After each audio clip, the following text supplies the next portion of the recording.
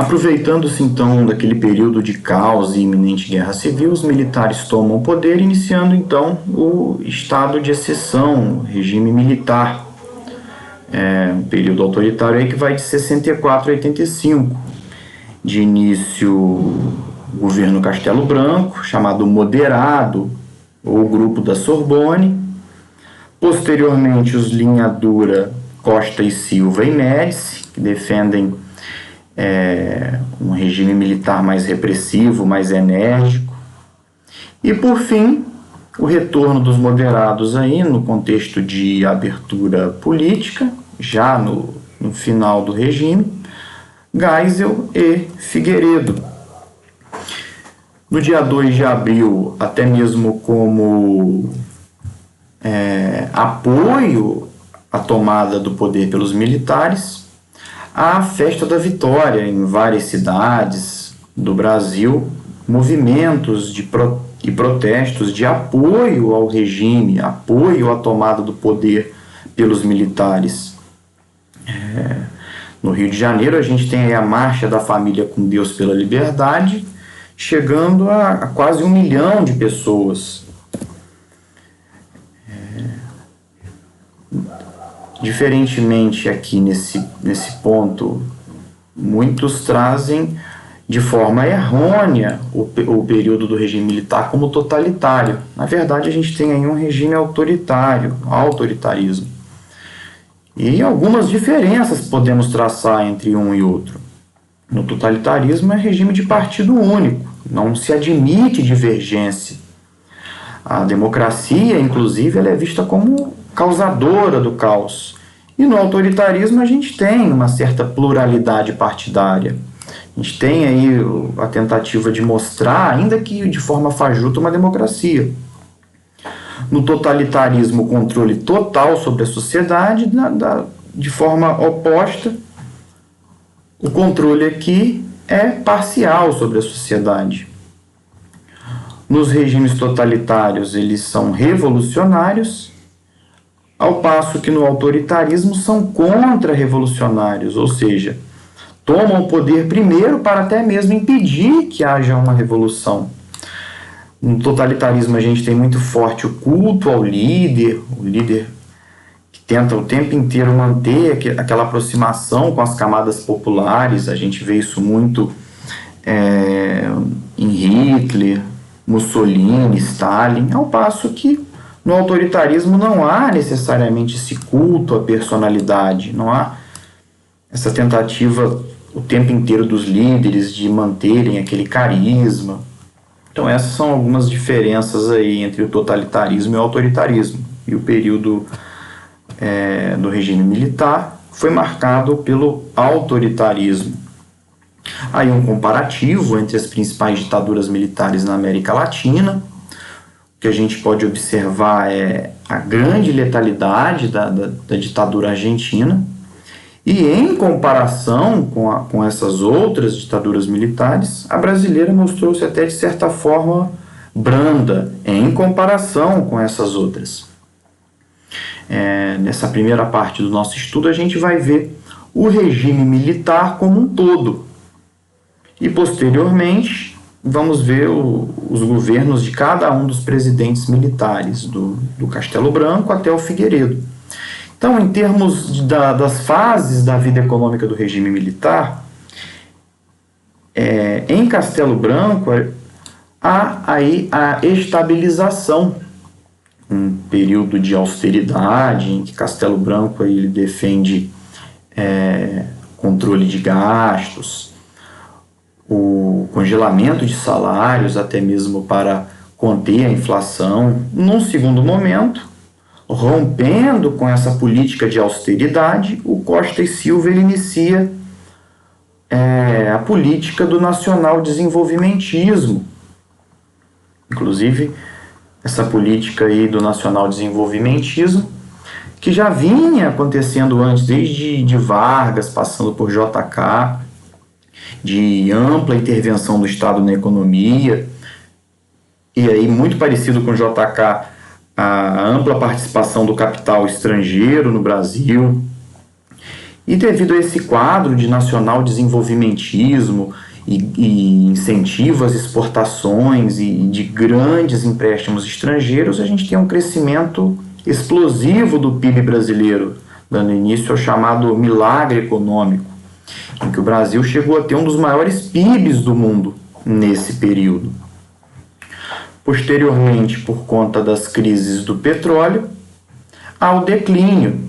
O PIB começa a cair e, por fim, a recessão, que é o PIB caindo ainda mais, gerando inflação, desemprego. E esse foi o último período do regime militar, de grande recessão, ou seja, de grande queda do PIB, por conta das crises do petróleo, que tem início em 73. E o Brasil ele era muito dependente do petróleo. Não só por conta disso a gente vai ter esse período de recessão, mas também por conta de a crise do petróleo causar uma recessão muito grande no mundo inteiro. E isso se reflete no Brasil. Os Estados Unidos eles aumentam os juros, os empréstimos estrangeiros ficam mais difíceis de acontecer, as exportações têm uma leve queda, então isso tudo vai gerando a recessão. Alguns indicadores sociais a gente traz desse período, de forma geral, o Brasil ele teve uma melhora nos seus indicadores sociais, o IDH cresceu, a pobreza diminuiu, a população aumentou, a mortalidade infantil e a mortalidade em geral decaem, a expectativa de vida sobe, o analfabetismo ele diminui bastante, o número de empregados na indústria cresce, a renda per capita também cresce, e nesse momento a população urbana ela passa de fato a ser maior do que a população rural. O Brasil ele vai se urbanizando cada vez mais e no regime militar essa urbanização é bastante acelerada, com o desenvolvimento da indústria, o êxodo rural crescente. Em 73, a partir de 73, por conta aí das crises do petróleo, dos choques do petróleo, o cenário internacional é desfavorável e o Brasil inicia aí uma inflação muito grande, o PIB ele começa a cair, a inflação começa a aumentar, a dívida externa começa a crescer também exorbitantemente por conta do aumento dos juros da dívida externa. Em termos geopolíticos, no período militar, há aí o Programa Antártico Brasileiro, com o Brasil iniciando suas atividades na Antártida. Temos também a Zona Franca de Manaus saindo do papel, o Projeto Rondon, na intenção de levar para as regiões norte, principalmente, universitários, cientistas, profissionais, para desenvolver essas regiões, projetos muito interessantes de intercâmbio entre as partes do Brasil. A Sudan, que é a Superintendência do Desenvolvimento da Amazônia, e a Sudeco, que é a Superintendência do Desenvolvimento do Centro-Oeste. Inclusive a Sudeco vai ser a grande responsável por aumentar bastante a produção agrícola e pecuária do Brasil, aumentando as exportações desses gêneros nesse período. Então a gente vê aí um projeto geopolítico até bastante interessante sendo desenvolvido nesse período. A construção da Ponte Rio-Niterói, da Ponte Colombo-Salles, Transamazônica, a usina nuclear de Angra dos Reis, Itaipu, grandes obras faraônicas aí de infraestrutura, principalmente de transportes e energia. Cabe salientar que graças aos empréstimos estrangeiros que essas obras puderam acontecer, o crescimento de estatais, lembrando que o regime militar ele é do viés nacional desenvolvimentista, que defende a intervenção do Estado na economia muito forte. E nesse período, até mesmo como desdobramento do positivismo que é muito forte nos militares, a gente tem de fato o estabelecimento da tecnocracia. A tecnocracia, ela julga que os políticos civis, o diálogo, a política não tem muita serventia. Que o que vai trazer o desenvolvimento são técnicos, pessoas especializadas em suas respectivas áreas, atuando ali para trazer o desenvolvimento econômico e social do Brasil. Então, é uma política que defende que o diálogo, a política, os políticos civis, eles não têm conhecimento nenhum, que o que vai trazer o desenvolvimento são os técnicos. É um cientificismo, é um positivismo, que na verdade não foi eficaz. O que gerou foi excesso ainda maior de burocracia, corrupção, inclusive, e apadrinhamentos. Nos primeiros momentos do regime, o Brasil ele passa a ter como presidente oficial o Ranieri Mazzilli, mas apenas de fachada, porque quem governa de fato, quem começa a governar de fato o Brasil nesse momento, são os comandantes das Forças Armadas. Um militar da Marinha, um do Exército e um da Aeronáutica. E, inclusive, são esses comandantes das Forças Armadas que vão iniciar uma forma de emanar normas chamados atos institucionais. E aí a gente tem, já por esses comandantes aí, o ato institucional número 1, que vai convocar eleições indiretas para presidente e a cassação de parlamentares janguistas.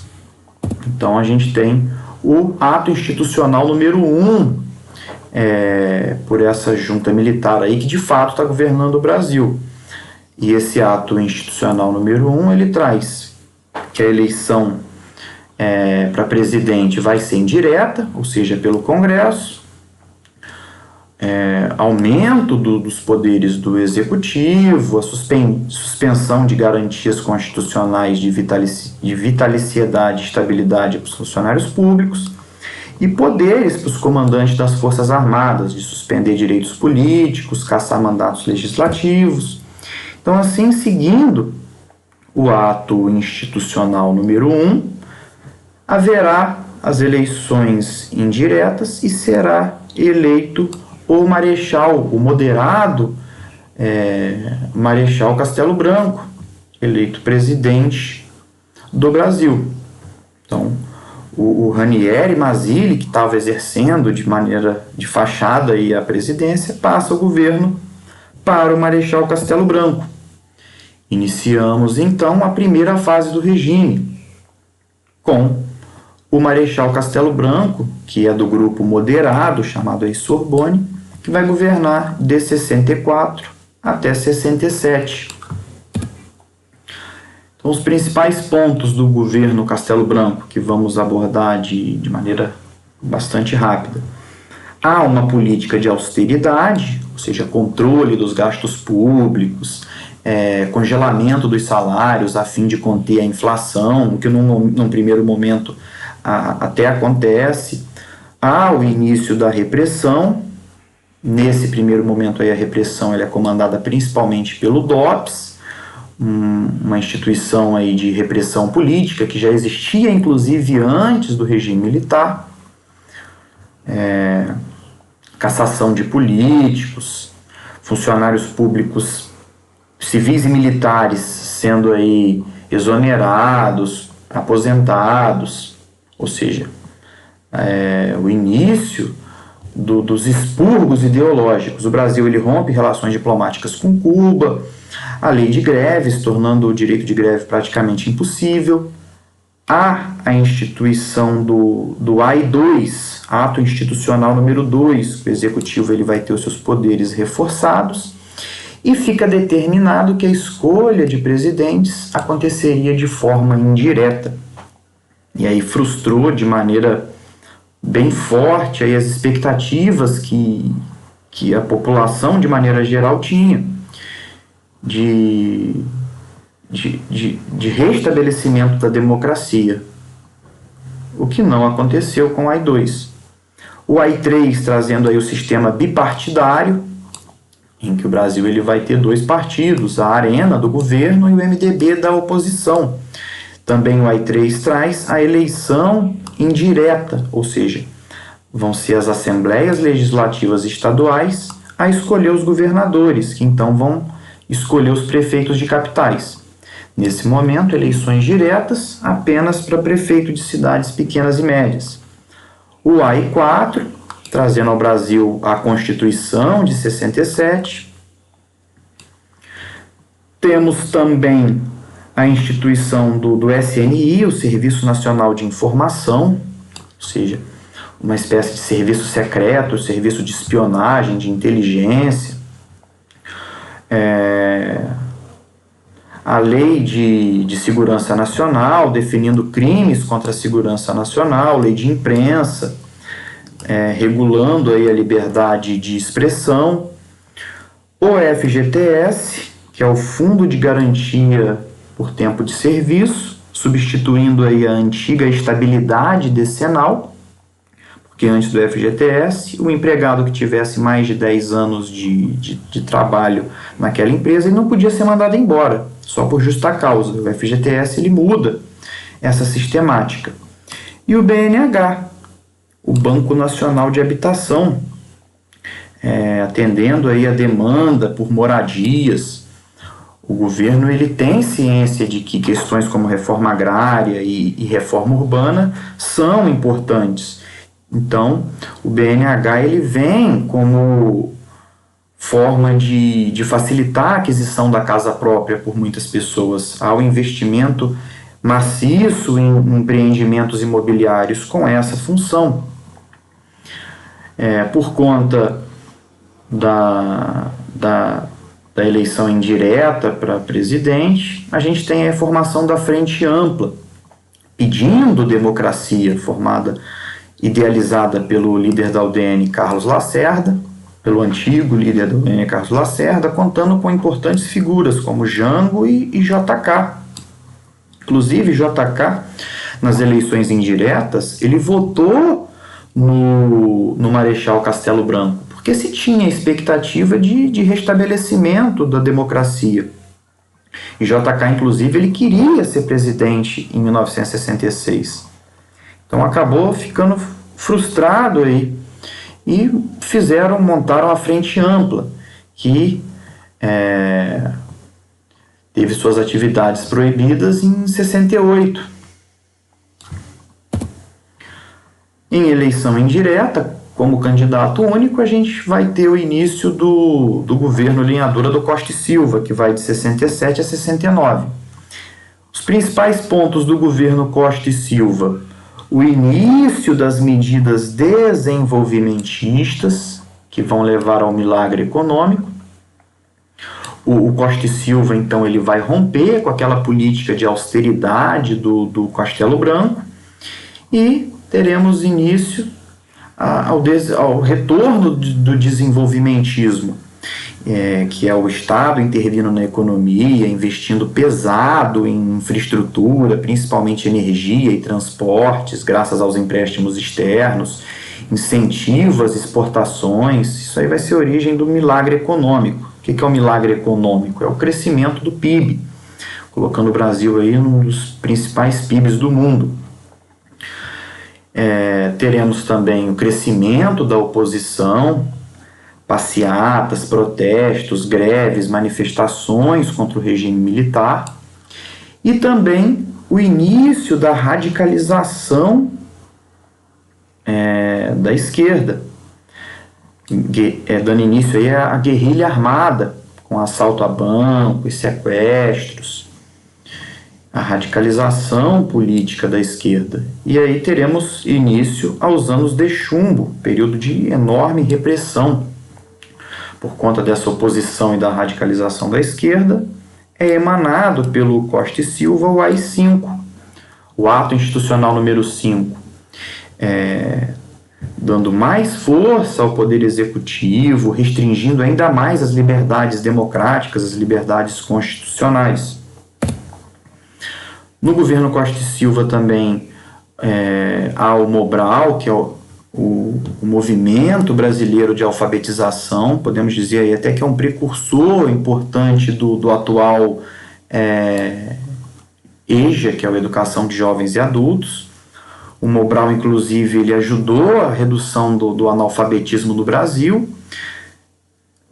Temos também, nesse período, disciplinas escolares como Educação Moral e Cívica e o ESPB, aí o AI-5, o Congresso é colocado em recesso, confisco de bens, habeas corpus suspensos, cassações e mais restrições aí, às liberdades constitucionais ou liberdades democráticas. E também no governo Costa e Silva, outros atos institucionais, os 6, 7, 8, 9, 10 e 11, mas de menor importância. O destaque é, sem dúvida, o AI-5. Veremos também os principais grupos guerrilheiros formados nesse período. Lembrando que esses grupos, de maneira precípua, de maneira mais abrangente, eles vão defender a Revolução Socialista. E muitos creem que estão defendendo a democracia, mas na verdade defendem a derrubada da ditadura militar e o estabelecimento da ditadura do proletariado. Essa é a verdade. Temos aí o Colina, em 67, a Ação Libertadora Nacional do Marighella, em 68. Inclusive, o Marighella ele é o autor do mini manual do guerrilheiro urbano. Partido Comunista Brasileiro Revolucionário, o POC, a VPR, MR8, a VAR Palmares. E talvez a mais importante guerrilha do período do regime militar é a guerrilha do Araguaia, que vai de 67 a 74. Lembrando aí que a gente tem em 62 a formação do PCdoB. O PCdoB, ele defende a ideologia maoísta, ou seja, do Mao Tse-tung, de revolução armada para a instituição do socialismo. Então, os militantes do PCdoB, eles vão para a China fazer treinamento guerrilheiro e voltam para o Brasil para fazer a revolução armada instituindo o socialismo. E eles defendem também a ideia do Che Guevara, chamada foquismo, em que a revolução socialista ela deve se dar a partir da guerrilha rural. Então eles voltam da China e se estabelecem na região ali do rio Araguaia, sul do Pará, Goiás, e pretendem com isso convencer os camponeses da causa revolucionária para tomar Brasília, tomar o poder e instituir o socialismo nos moldes da Revolução Cubana.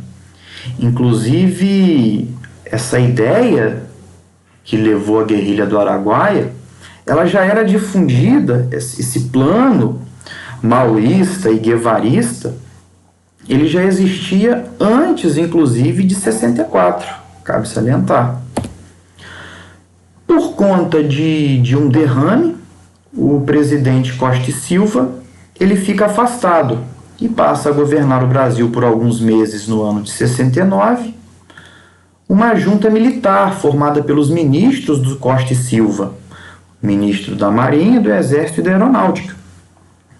E essa junta militar, nesse período, teremos muitos fatos aí importantes. Há a instituição do AI-12, ou seja, as funções do presidente vão ser assumidas interinamente pelos ministros militares. Nesse período, a gente vê o sequestro do embaixador dos Estados Unidos, Charles Burke, em setembro de 69 no Rio, e isso faz com que haja uma pressão ainda maior por parte de outros militares para que a junta militar seja mais enérgica, seja mais repressiva ainda. Então, essa junta militar, nesse período, ela vai instituir o ato institucional número 13, que há o banimento de pessoas consideradas perigosas, há o ato institucional número 14, permitindo aí a pena de morte ou prisão perpétua, há a nova Lei de Segurança Nacional, trazendo que todo condenado à morte seria fuzilado se em 30 dias a pena não fosse transformada em prisão perpétua. E também, nessa nova Lei de Segurança Nacional, a punição com penas de 6 meses a 2 anos para os jornalistas que difundissem fake news. Inclusive, nesse ano de 2020, a gente vê projetos de lei nesse sentido aí sendo discutidos. Há o ato institucional número 16, lembrando que o ato institucional número 15 apenas definia questões de calendários eleitorais, não teve muita importância.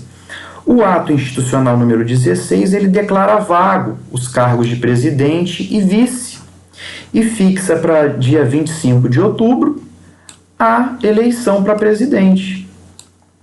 O ato institucional número 17 autoriza a junta a transferir para a reserva os militares que estiverem atentando contra a coesão das Forças Armadas, até que, no dia 15, 2 atos complementares promovem a reabertura do Congresso e, concorrendo sozinho, no dia 25 de outubro, o general Emílio Médici ele vai ser eleito presidente de forma indireta, e assim teremos início ao governo Médici.